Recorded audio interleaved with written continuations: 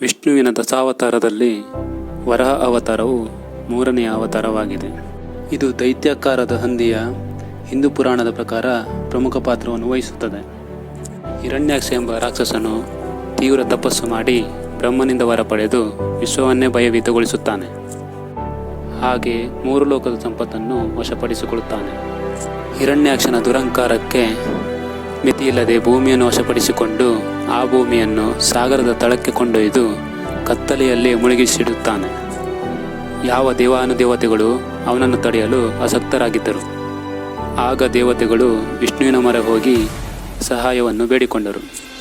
ದೇವತೆಗಳ ಮನವಿಯಂತೆ ವಿಷ್ಣುವು ವರಾಹ ರೂಪವನ್ನು ತಾಳಿ ಭೂಮಿಯನ್ನು ಹುಡುಕಲು ಸಾಗರಕ್ಕೆ ಧುಮುಕಿದನು. ಬ್ರಹ್ಮಾಂಡದ ಸಾಗರದಲ್ಲಿ ಮುಸುಕಾಗಿ ಹೊಳೆಯುತ್ತಿದ್ದ ಭೂಮಿಯನ್ನು ನೋಡಿ ಆ ಕಡೆಗೆ ಧಾವಿಸಿದನು.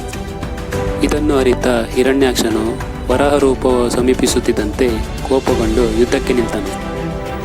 ಇಬ್ಬರ ನಡುವೆಯೂ ಭೀಕರ ಯುದ್ಧ ನಡೆಯಿತು.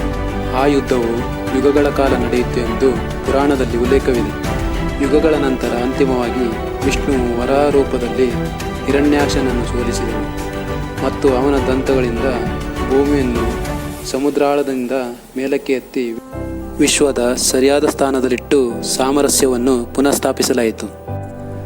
ಹಿಂದೂ ವಿಶ್ವವಿಜ್ಞಾನದಲ್ಲಿ ಭೂಮಿಯು ಎಲ್ಲ ಜೀವಿಗಳನ್ನು ಪೋಷಿಸುವ ದೇವತೆಯೆಂದು ನಿರೂಪಿಸಲಾಗಿದೆ. ಅಧರ್ಮದ ಮೇಲೆ ಧರ್ಮದ ವಿಜಯ. ಧನ್ಯವಾದಗಳು.